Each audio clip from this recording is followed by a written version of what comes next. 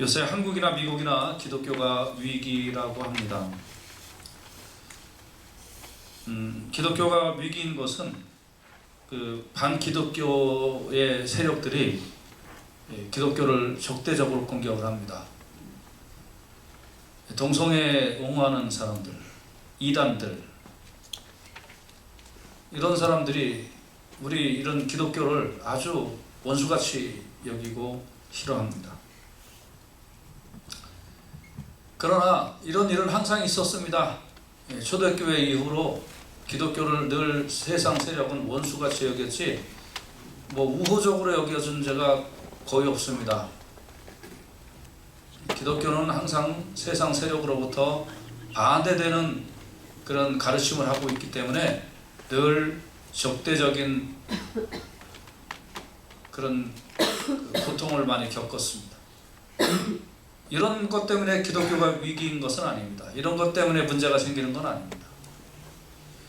그것보다는 오히려 내부적 요인이 영적인 위기를 초래하고 있습니다. 다시 말하면 성도들이 영적인 생활을 하지 않는 겁니다. 전에는 썬데이 크리스찬이 문제였다고 했는데 이제는 제발 썬데이 크리스찬만이라도 돼달라. 주일에는 교회만이라도 와달라. 제발 좀 주일에는 예배만이라도 와달라. 이게 목사들의 하소연입니다.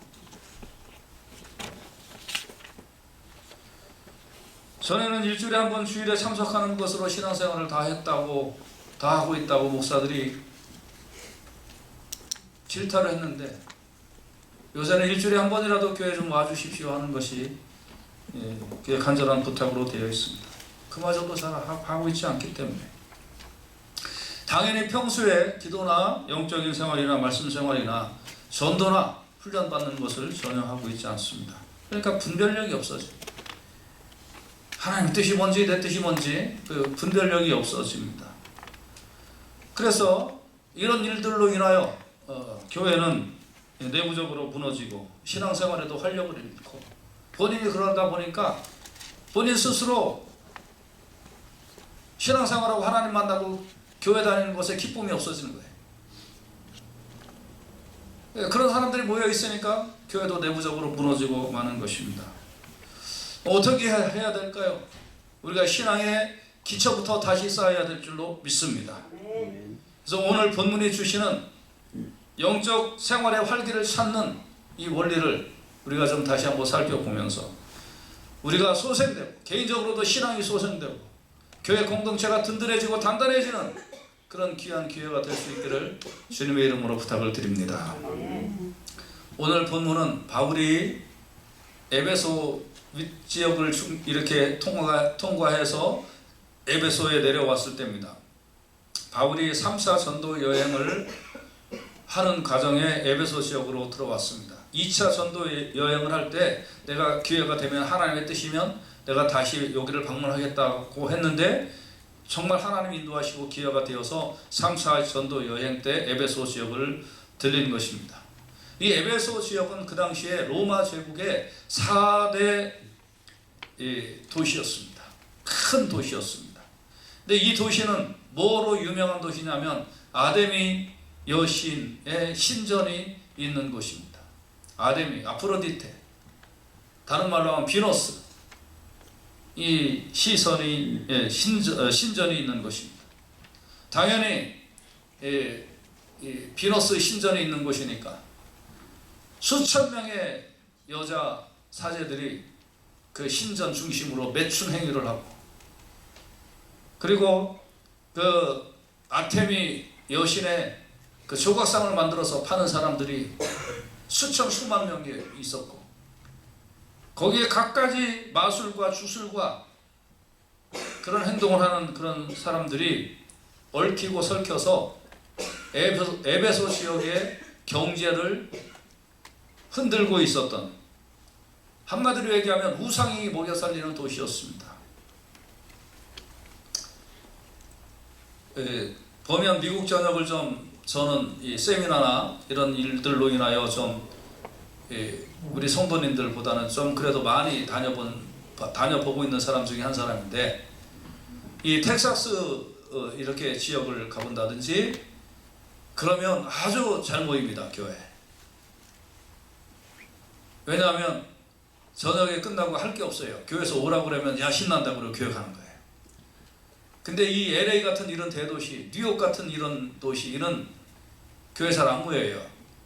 밤중에 고요한 밤이 아니라 반짝이는 밤이어가지고 놀러 다닐 때가 많은 거예요. 아무튼 이 에베소라는 이 지역에 이렇게 아데미 여신이 있었고 그 신전이 있었고 수만 명의 사람들이 그 신전과 더불어서 우상 숭배를 하면서 살아가는 이 음탕한 도시 에베소에 와보니 오늘 1절에 보니까 어떤 제자들을 만났다는 거예요. 근데 이 어떤 제자라는 말이 중요한 거예요. 그 제자들, 예수님의 제자들을 만난 게 아니라 이 어떤이라는 말을 이렇게 가만히 살펴보면 뭔가 믿기는 믿는데 믿지 않는 것 같고 말은 하기는 하는데 제대로는 아닌 것 같은 얼떨떨한 제자들을 만났다, 그런 뜻이에요. 이 어떤 제자라는 말이 무슨 제자예요? 얼떨떨한 제자. 말을 하는 거 보면 좀 믿는 것 같은데 또 이렇게 좀 들어보면 전혀 아니고, 행동하는 거 보면 기도합시다 할렐루야 뭐 이런 말을 하는데 또 하는 거 보면 그냥 뭐 여기에서 쌍욕이나 나오고 뭐 이런 식이다 이 말이에요, 쉽게 말하면. 그러니까 좀 얼떨떨한 그런 제자들을 좀 만났습니다. 좀 미지근한 제자들을 만난 겁니다.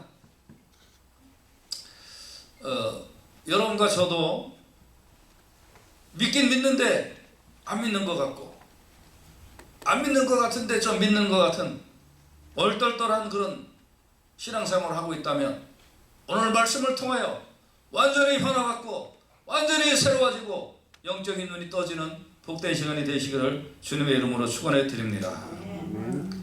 오늘날 이런 사람들이 교회에 너무 많아요. 다수예요. 어떤 사람은 장로된 지 30년 만에 30년이 예수 믿고 30년 되고 장로가 되었는데 장로 되고서 10몇 년 지나고 나서 그때 내가 구원 안 받았구나 이걸 깨달았다는 거예요. 그러니까 교회 내에 이런 얼떨떨한 신자들이 너무 많은 거예요. 그러니까 바울이 보기에 좀 이상해요. 그래서 바울이 뭐라고 얘기했냐면 당신들 예수 믿을 때 성령을 받았습니까? 하고 물어본 거예요. 당신들 제자라고 하는데 성도라고 하는데 하나님을 믿는다고 하는데 당신들 성령 받았습니까? 라고 물어보는 거예요. 그러니까 이 사람들이 아유 뭐 성령이 뭐예요? 우리는 알지도 못하는데요. 들어보지도 못하는데요. 그런 거예요. 여러분 우리가 어떤 때는 좀 정콕으로 물어봐야 될 때가 있어요. 전도할 때 교회 다니세요? 그러면 다 다녀요. 그래. 당신 예수 믿으세요? 그러면 어떤 사람들은 좀 심각해질 수가 있어요. 당신 구원 받았습니까? 라고 물어보면 어떤 사람들은 좀 대답을 얼떨떨하게 하는 사람들이 있어요. 당신 그리스도의 제자입니까? 이렇게 물어보면 더 지금 이제 심각한 표정을 짓는 사람이 있어요. 더 나아가 당신 예수님과 함께 죽을 수 있습니까? 라고 그렇게 물어보면 대답 못하는 사람들이 많아요. 핵심적인 질문을 하면. 그러니까 여러분 전도할 때 교회 다니십니까? 라고 묻는 거는 굉장히 포괄적인 질문이에요. 핵심 질문을 하세요. 당신 구원 받았냐? 지금 죽어도 천국 갈 수 있냐? 당신 지금 예수님과 함께 죽을 수 있느냐? 핵심 질문이 중요한 겁니다. 아무튼 바울은 이 사람들에게 당신은 성령을 받았습니까? 하고 물어본 거예요. 왜 이 질문을 했느냐? 고린도전서 12장 3절에 보면 같이 한번 읽어봐요. 고린도전서 12장 3절 시작. 성령으로 아니하고는 누구든지 예수를 주시라 할 수 없다. 그 사람이 성령을 받지 아니하고는 자기 입만 가지고는 예수님을 주님이라고 부를 수가 없기 때문에 당신 성령 받았느냐라고 묻는 건 당신 예수님을 주인이라고 부릅니까? 주님이라고 부릅니까? 라고 하는 거예요. 그러니까 우리는 성령이 있음도 알지 못했다. 그러니까 뭐예요? 진정으로 예수 믿는 거 아닌 거죠. 저는 이 시간에 바울이 에베소 교인들에게 질문한 것처럼 여러분에게 동일하게 질문하고 싶어요. 여러분 성령 받았습니까? 안 받았습니까? 예스 노만 하세요. 예스 노. 이게 여러분이 스스로 좀 고민을 해봐야 돼. 나 성령 받았느냐 안 받았느냐. 중간 없어요. 정말 중요한 거예요. 그리고 여러분 안 받았다고 해서 걱정하지 마세요. 이제 우리 교회 올해 변화되는 목표 중에 하나가 모든 교인들이 성령 받고 영적인 눈이 떠져서 하나님의 백성이 되는 것을 목표로 지금 목회를 하려고 하는 거예요. 근데 여러분 성령을 받았다라고 본인이 이렇게 마음속에 대답하신 분들은요, 성령을 내 안에서 소멸시키지 마세요. 다시 말하면 에베소서 5장 18절에 술 취하지 말라 이는 방탕한 것이니 오직 성령의 충만함을 받으라. 계속 성령은 내 안에서 오셨으면 재충전해서 성령의 충만함을 유지해야 될 줄로 믿습니다. 엉터리 생활하고 갈 때 못 갈 때 가고 생각할 거 안 할 거 하고 볼 거 안 볼 거 보다 보면 성령이 근심하고 성령이 내 안에서 막 탄식하시고 그러다 나중에 성령이 소멸돼. 여러분 내 안에서 성령이 소멸되는 그런 일이 생기지 아니하도록 계속적으로 영적인 생활하고 성령님과 동행하는 생활하실 수 있기를 주님의 이름으로 축원해 드립니다. 오늘날 교회에 얼마나 많은 사람이 모였느냐가 중요한 게 아니에요. 얼마나 돈 많은 사람, 얼마나 잘나는 사람, 똑똑한 사람들이 모였냐가 중요한 게 아닌 겁니다. 정말 중요한 것은 모인 사람들이 성령을 받았느냐, 그리고 성령을 받은 사람들이 성령 충만한 생활을 하고 있느냐, 이것이 중요한 줄로 믿습니다. 이게 정말 중요한 거예요.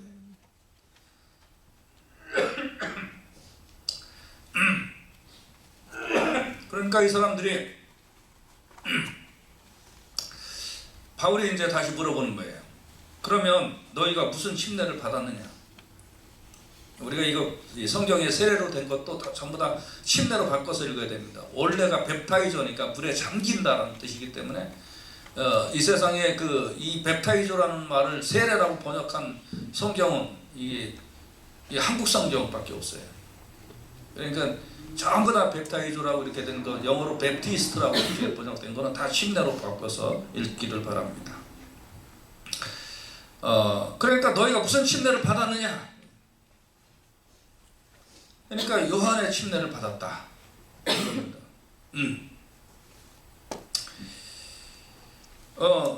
이건 무슨 말이냐면 아직 이 사람들이 예수를 정확하게 정콕으로 믿지 못했다는 거예요. 침례를 요한으로부터 받았다는 말은 우린 요한의 제자입니다 이런 뜻이거든요. 근데 요한이 뭔 얘기를 했냐 이거예요. 요한이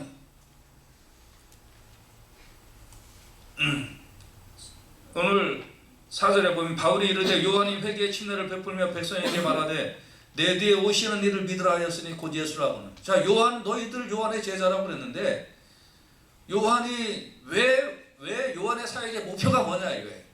요한이 손가락을 가르쳐서 포인트했던 사람이 뭐냐 이거예요. 그러니까 요한이 포인트했던 사람은 예수님이다.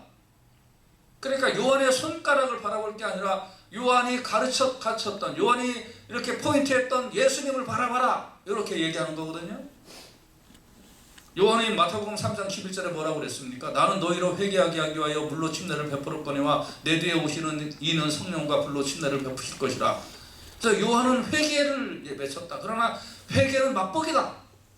우리가 서양 음식, 미국 레스토랑 가면은 그 맛보기가 있고 그 다음에 메인 코스가 있잖아요. 그러니까 요거 맛보기 먹는 게 음식이 아니다. 이게 에피타이저가 아니다. 메인 디쉬를 먹어야 된다. 이게. 그 메인 디쉬가 누구냐? 예수님이다. 그러니까 너희는 지금 요한의 침례를 받았기 때문에 메인은 아직 모르는 거다. 너희가 회개의 침례를 받았으니까 그 다음에 불과 성령의 침례를 받는 예수님을 제대로 믿는 그런 침례를 예수님을 바라봐야 된다 하고 제대로 얘기하는 거예요. 이 사람들이 그래도 제가 보기에는 그 에베소라는 이 타락한 지역에서 그나마 하나님 뜻대로 살겠다고, 그나마 우리도 좀 뭔가 믿어보고 살겠다고 그렇게 정말 갸륵한 사람들이고 기특한 사람들입니다. 근데 아직 정확하게 모르는 거예요. 그러니까 이 사람들에게 당신 속에 진짜 예수를 진짜 만나야 됩니다 하고 예수님을 다시 소개를 한 겁니다.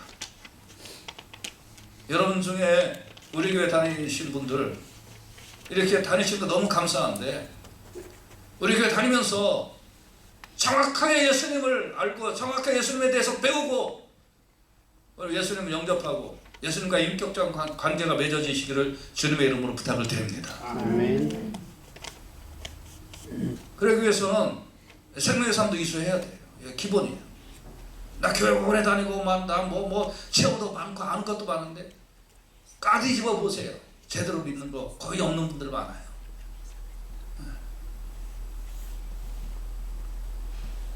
그래서 19장 5절에 보면 그들이 듣고 주 예수의 이름으로 침례를 받았다. 아, 그렇습니까? 우리가 아직 희미하게 알았군요. 제대로 몰랐군요. 요한이 포인트 하는 예수님에 대해 우리가 잘 몰랐군요. 그러니까 이제 예수님의 이름으로 침례를 받겠습니다 하고 침례를 받았습니다. 다시 말하면 무슨 뜻입니까? 이제 우리는 예수 그리스도의 온전한 제자가 되기를 원합니다 하고 제대로 된 신앙생활을 하겠습니다 하고 예수님 영접하고 그리고 주님의 제자가 될 것을 선언하는 것입니다. 문을 열고 들어온 것입니다. 오늘날 한국의 이 정치가 진짜 난장판인데, 저는 여야를 얘기하는 게 아니라 정치에서 중요한 것은 내가 A라는 편에 있다가 B라는 편으로 내가 이렇게 옮기겠다라고 할 때는 반드시 전향이라는 걸 해야 되는 겁니다. 나는 생각을 바꿨다. 사상을 바꿨다. 나는 A는 이제 더 이상 따르지 않고 받아들이지 아니하고 나는 B라는 걸 받아들이겠다고 전향을 해야 됩니다. 그런데 A 편에 있다가 슬쩍 B가 유리하면 슬쩍 껴들었다가 B 행세를 하다가 B가 또 좀 이렇게 꽂아갈 것 같으면 아예 또 A로 가고 요런 어떤 미꾸라지 같은 인간들이 너무 많은. 그러니까 요거 간첩이야, 세작이야, 요것들. 예. 그런 것들이 국회의원 해먹고 장관 해먹고 뭐 이러고 다니니까 흙탕물만 일으키는 겁니다. 우리가 교회에서도 나는 예수님의 제자고 예수님의 따르는 자고 예수님 믿는 자인 것을 우리가 정말 제대로 알고 배우고 확신해서 그래서 선언하고 그대로 우리가 살아야 될 줄로 믿습니다. 아니면 안 믿는 거고 믿으면 믿는 거지 믿는 것도 아니고 안 믿는 것도 아닌 걸로는 아니라는 거예요. 이 사람들이 우리 이제 예수의 이름으로 침례를 받았습니다. 이 말은 나 이제 예수님 제대로 믿겠습니다 하는 그런 표시인 거예요. 그래서 이제 여기까지는 그래도 이제 이렇게 예수님을 딱 이렇게 마음에 내가 믿고 예수님의 제자가 되었습니다 라고 이제 그렇게 바뀐 건데요. 여기까지가 완전한 게 아닙니다. 대부분의 사람들은 나 이제 예수 믿겠습니다. 잘했습니다. 이제 같이 믿읍시다. 이렇게 되는데 이게 중요한 게 아니라는 거예요. 정말 중요한 건 뭐냐면 그 다음에요. 그러니까 6절에 보면 바울이 그들에게 안수하며 성령이 그들에게 임하심으로 방언도 하고 예언도 했다. 여러분, 우리가 이제 그 다음에 중요한 것은 뭐냐면 성령이 내 안에 임하는 그런 경험을 해야 될 줄로 믿습니다. 어떻게 말하면 내가 예수님 믿겠습니다라는 것은 의지적 고백일 수가 있습니다. 근데 의지적 고백이 중요한 게 아니에요. 의지적 고백이 중요한 게 아니라 내 안에 이 성령이 내 안에 확 들어오시는 역사가 일어나야 돼. 그래 영적인 눈이 떠지고 내가 바라보는 어떤 육체의 세계, 이 물리적 세계가 아닌 그 너머에 하나님의 세계가 분명히 있구나 하는 거가 이게 내 안에 들어와야 믿어지고 들어와야 깨달아지고 들어와야 보이는 거예요. 그래서 오늘 우리 교회 성도님들이 성령이 임하셔서 성령을 경험하는 그런 사건이 넘쳐나기를 있으시기를 주님의 이름으로 축원해 드립니다. 그리고 그 결과로 방언도 하고 예언도 하는 거예요. 성령이 내 안에 오셨다라는 그 어떤 표시가 예언도 있고 방언도 있다 하는 겁니다. 사도행전 2장 38절에는 같이 한번 읽어볼까요? 시작. 너희가 회개하여 각각 예수 그리스도의 이름으로 침례를 받고 죄사함을 받으라. 그리하면 성령의 선물을 받으리니 그랬습니다.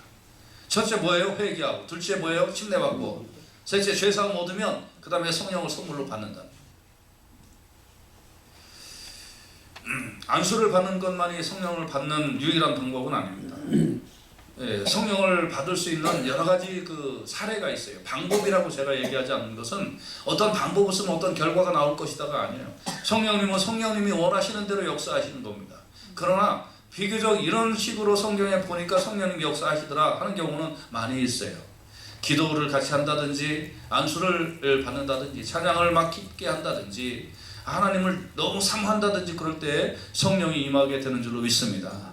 회개하고 침례받고 죄사함을 받고 그러는 어떤 영적 생활을 할 때에 성령이 위에서 갑자기 번개처럼 확 내려오시게 되는 줄로 믿습니다. 사모하는 자에게 내려오게 되시는 줄로 믿습니다. 그런데 공통된 건 하나가 있어요. 뭐냐면 여러분 이 클래식 음악 있잖아요. 그렇죠? 클래식 음악 이렇게 막 바이올린 이런 그 오케스트라가 이렇게 클래식 음악을 이렇게 연주하면 여러분 그 음악을 들으면서 이렇게 막 춤추고 싶으세요? 그렇진 않죠. 그 음악을 들으면 어때요? 마음이 이슬비처럼 감동이 됩니다. 저도 한 7, 8년 됐나요? 여기 세르토스 아트홀에서 그 한국 그 코리안 캄파니 오케스트라가 와갖고 무슨 오케스트라 정확한 이름 모르겠네.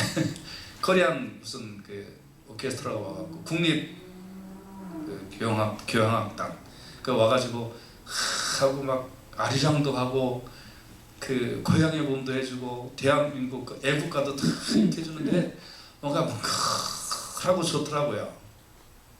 얼마나 좋았는지 몰라요. 그 시간에 그 아름다운 선율. 근데 그 음악을 들으면서 막 춤추고 댄스하고 싶은 마음은 전혀 없었습니다. 근데 여러분 춤추고 댄스하고 싶으면 그렇게 많은 오케스트라가 필요 없어요. 여기에 나팔하고 기타하고 한 두세 개만 있어도 그리고 리듬을 땡땡땡땡 이렇게 해주면 그럼 막 이렇게 힘들 수가 있는 겁니다. 마찬가지로 여러분 조용히 기도하고 혼자 이렇게 기도하고 묵상 기도할 때 성령이 임하시는 것보다는 같이 합심으로 기도하고 통성으로 기도하고 소리 높여 기도하고 막 그럴 때에 성령이 더 강력하게 임하시는 게 많아요.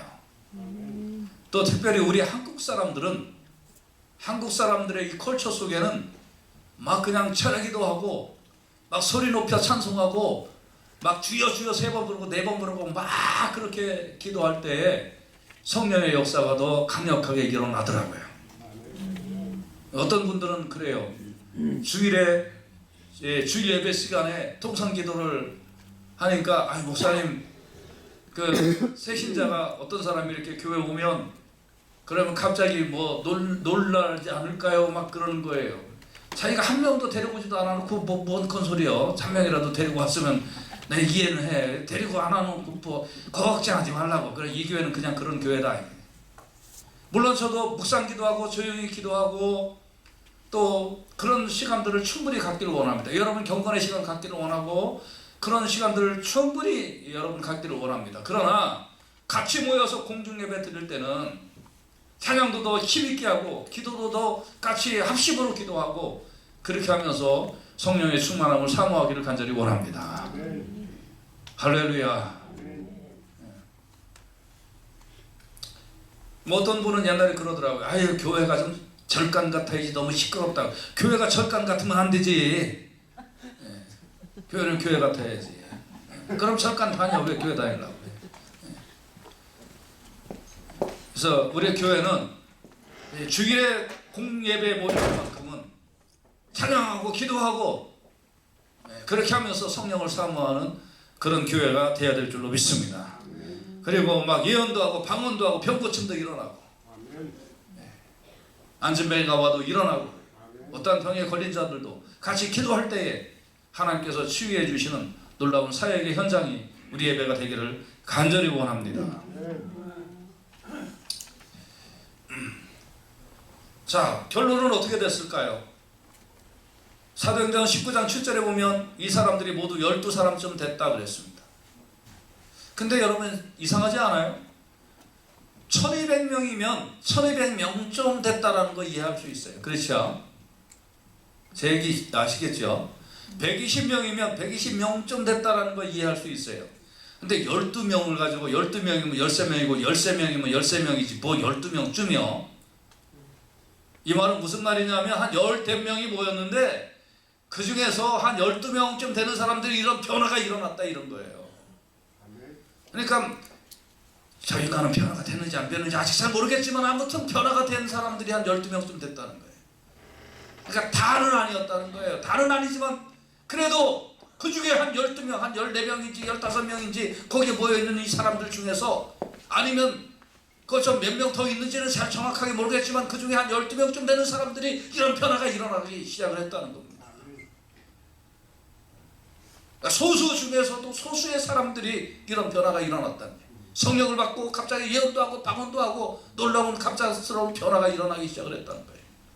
근데 그 결과 어떻게 됐을까요?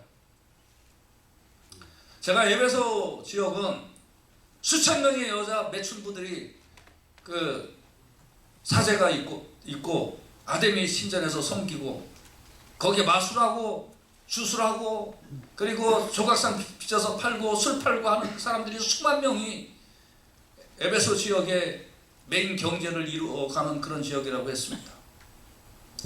이 음탕한 도시 수만 명의 아니면 수십만 명의 사람들이 경제 공동체가 되어서 이렇게 움직여 나가는 이곳에 12명쯤 되는 이 조그만한 이 사람들이 무슨 파워가 있었을까요? 무슨 뭐가 있었을까요? 그러나 바울이 그들 속에 사역을 하고 이 변화된 12명쯤 됐던 사람들이 어떤 역사가 일어났냐면 사도행전 19장 20절에 보면 이와 같이 주의 말씀이 힘이 있어 흥왕하여 세력을 얻으니라 그래요. 12명만 변화돼도 세력을 얻게 될 줄로 믿습니다.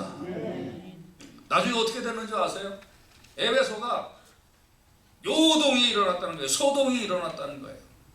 마술하던 사람들은 더 이상 마술하지 않겠다고, 주술하던 사람들은 주술하지 않겠다고 자기네들의 비법서를 다 가지고 와서 광장에서 불을 지르는 역사가 일어났습니다.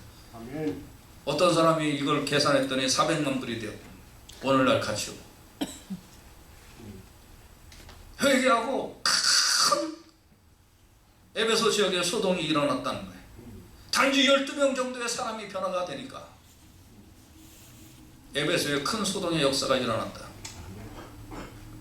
여러분 12명 정도가 이 에베소 지역을 바꾼다면 우리 교인만 변해도 LA를 뒤집어 놓을 수 있는 줄로 믿습니다. 저는 분명히 믿습니다. 우리 교인만 예수 잘 믿고 우리 교회만 성령 충만함을 받아도 LA까지 것 뒤집어 놓는 건 일도 아닐 것이다. 이런 신앙생활을 해야 본인도 즐겁고 믿음의 확신도 있고 구름 위를 올라가는 걷는 것 같은 그런 느낌으로 인생을 살고 기쁨이 있습니다. 사명도 감당하고 교회도 부흥되게 될 줄로 믿습니다. 12명쯤 되는 사람들이 변화를 받아서 에베소를 뒤집어 놨다. 많은 사람들이 모였다고 중요한 게 아니라는 거예요. 수천 수만 명의 사람들이 세상을 변화시키지 못한다는 거예요. 제가 그 군생활을 할 때 병장 월급이 한 700원 정도 됐습니다. 4,700원. 예. 지금 병장 월급 한 50만 원 정도 된다고 해요. 한국에 50만 원이면 좀 괜찮을 것 같아요. 그래도 큰 돈은 아니지만 그냥 먹고 이렇게 간식 사 먹고 하는 건 충분할 것 같아요.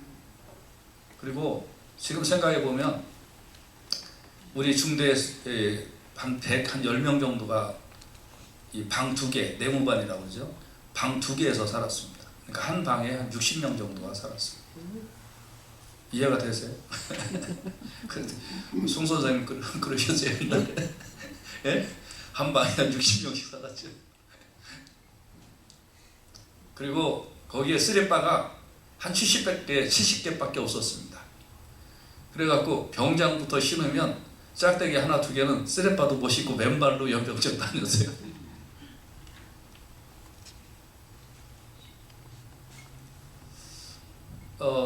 그런데 군화도 다 떨어져서 구두 뒤축, 군화 뒤축 이런데 막 그 못 받아가지고 그 좀 며칠 씻고 다니면 발이 못이 배겨가지고 아주 막 너무너무 아팠어요.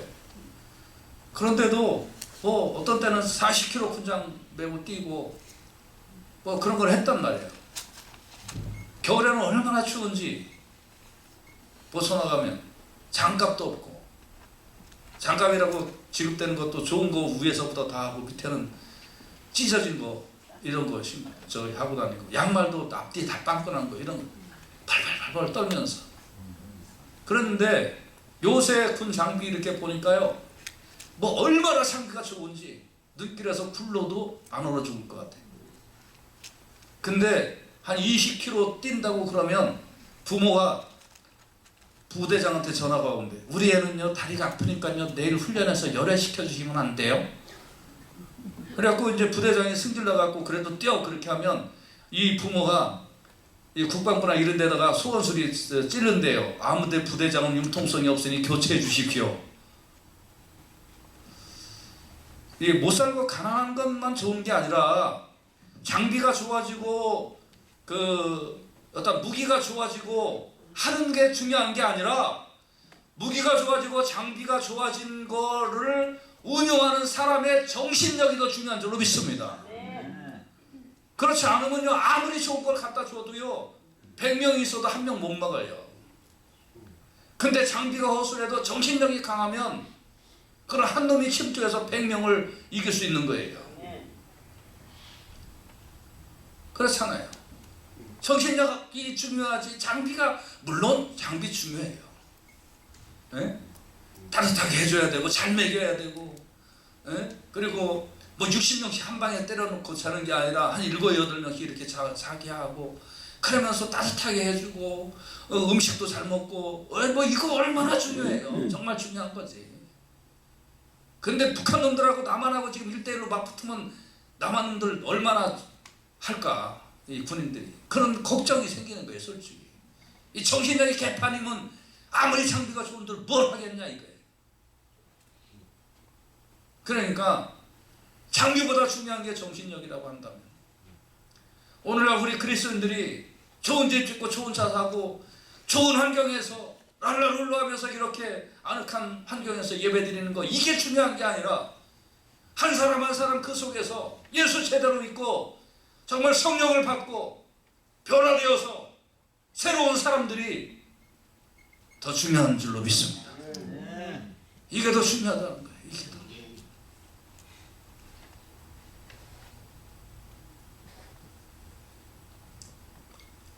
우리 교회도 어떤 때는 제가 이렇게 기도하고 어떤 때는 막 몇 시간 이렇게 기도하다가 보면 막 진짜 어떤 때는 막 또 기도가 되는데 어떤 때는 기도하고 싶지도 않을 때도 있어요. 예. 아 내가 뭐 이렇게 기도하고 뭐했나 도대체. 물론 저의 능력과 저의 문제이긴 하겠지만 그럴 때가 있어요. 그러나 그래도 안 하면 그나마도 안 할까봐.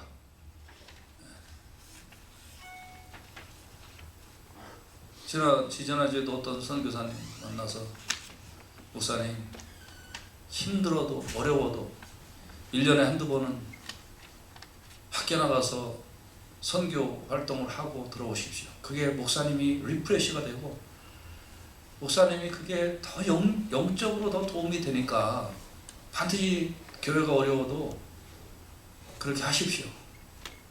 저도 알죠. 목사들이 얼마나 목회에 힘든지 아세요 솔직히.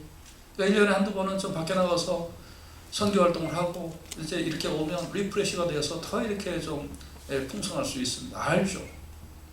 알지만 그나마 내가 비우면 어떻게 될까. 참 그런 생각 때문에 맘 놓고 비우지를 못하는 거예요. 물론 뭐 교회 재정이나 이런 것도 이제 살펴봐야 되겠지만, 그래서 이 12사람 좀 되는 이 사람들이 변화가 되니까 바울과 함께 에베소를 뒤집는 역사가 일어났다. 저는 우리 교회 올해 물론 것도 많이 있습니다. 그러나 요것보단 낫다. 이 12명보단 낫다. 이순신이 다 그 부대에 들어왔을 때는, 다시 귀양살이 끝나고 부대에 들어왔을 때는 다 패해버리고 배가 12척, 그 많은 배가 다 없어져 버리고 12척밖에 안 나오는데 할 수 있겠냐 하니까 소신에게는 아직도 12척의 배가 있나. 우리 교회 아직 그래도 한 면 한 면 살펴보면 그래도 다 품성착하고 목사한테 순종하려고 하고 뭐 한마디 하면 예 제가 최선을 다해 하겠습니다 하고 한 면 한 면 살펴보면 다 괜찮고 다 좋고 다 인물들이에요. 아멘도 안 해. 자기들 칭찬하는데. 아멘. 다 그런 분들이에요. 이제 한 가지 남았어요. 한 가지. 컴패션, 예수님에 대한 믿음의 고백이 중요하고, 그 다음에 성령을 착 받아서 사람이 하나님의 사람으로 완전히 변화되는 거, 이것만 되면 우리 교회가 LA 뒤집어 볼 줄로 믿습니다. 네, 충분합니다. 할렐루야. 그래서 올해부터 정말 그렇게 우리가 성령을 사모하고 간구하고 하나님의 사람이 되기를 이렇게 소원하고, 저도 그 포커스에 목회를 맞춰서 지난주에 좁은 길로 가기를 힘쓰라. 힘든 게 당연한 거다. 어려운 게 당연한 거다. 제대로 가고 있는 게 당연한 거다. 제대로 간다면 그게 당연한 거다. 이왕 좁은 길로 들어왔으니 좁은 길 잘 걸어갑시다. 이왕 예수 믿는 길 들어왔으니 예수 잘 믿읍시다. 이렇게 말씀드렸고, 여러분 이왕 우리가 예수 믿는 길로 들어왔으니 성령 충만함을 받아야 될 줄로 믿습니다. 그래서 올해 그런 복된 역사가 우리 교회에 나타나고, 한 사람 한 사람도 예수 믿는 기쁨이, 신앙생활하는 정말 그 놀라운 은혜가, 하나님 나와 함께 하신다는 놀라운 확신이 우리 교인들에게 한 명 한 명에게 충만히 임하는 복된 역사가 일어나시기를 주님의 이름으로 축원해 드립니다. 할렐루야. 같이 기도합시다.